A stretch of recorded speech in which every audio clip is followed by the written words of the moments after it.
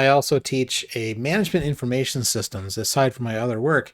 And one of the things we're doing in there right now is learning how to use spreadsheets. And I wanted to show in this video that you can do the same stuff that we're doing in that modern spreadsheets course, that you can do those same things in a DOS spreadsheet. And my favorite DOS spreadsheet is As Easy As. So that's what I've got up here right now.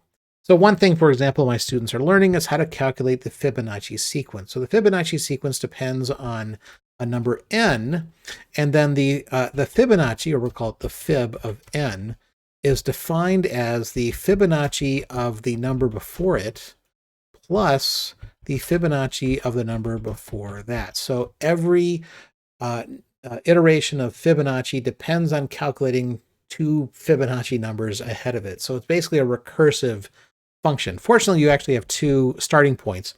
The Fibonacci of 0 is defined as 0, and the Fibonacci of 1 is defined as 1.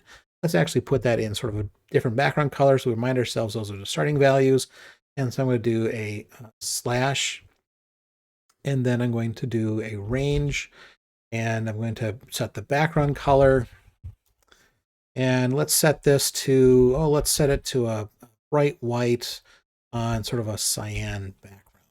Do it in that range there. Now I've got bright white on a cyan background to remind myself that those are hard-coded values for the Fibonacci sequence.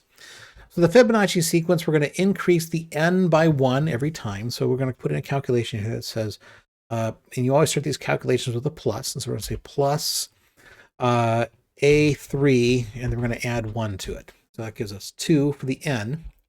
And then how do we calculate the Fibonacci? So the Fibonacci of 2 is going to be, start the calculation with a plus, it's going to be B3 plus B2, right? The Fibonacci of 2 is the Fibonacci of 1 plus the Fibonacci of 0.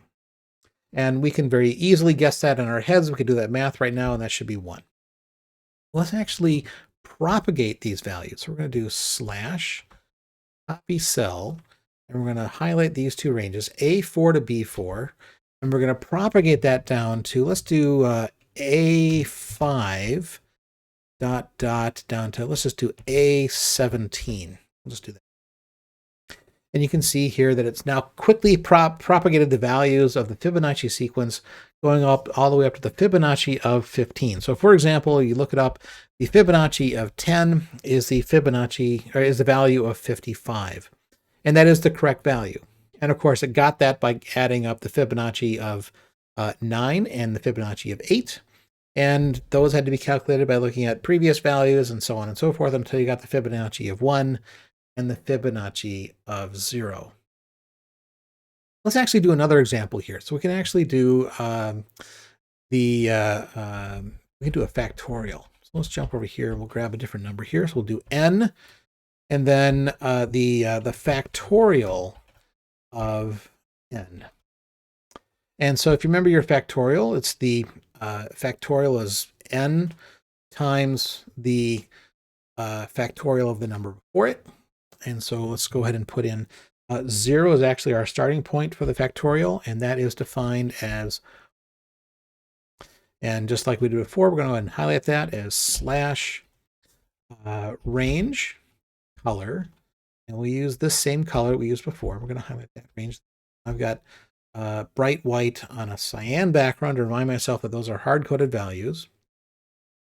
And then we can go ahead and iterate some values. And so we'll go ahead and say, okay, plus F2 plus 1, because we're going to just move n up by 1.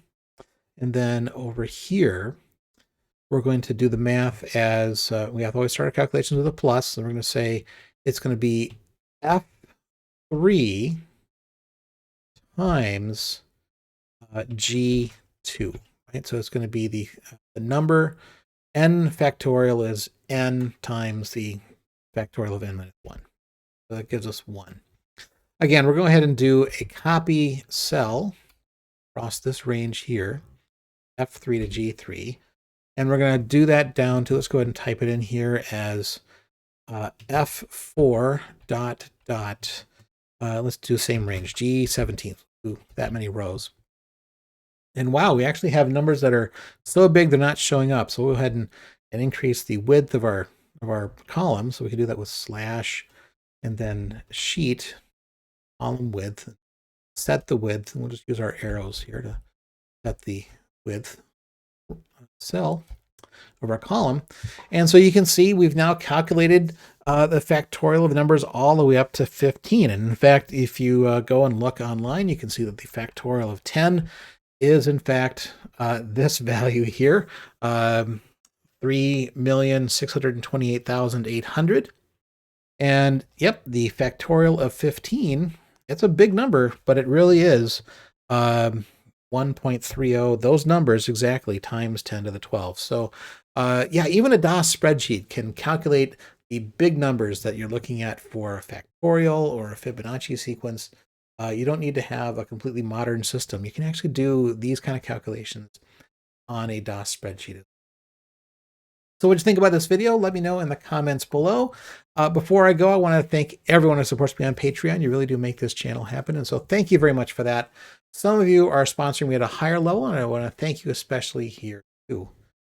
Visit our website at FreeDOS.org, join us on Facebook, follow us on Twitter, and consider supporting me on Patreon. Thank you.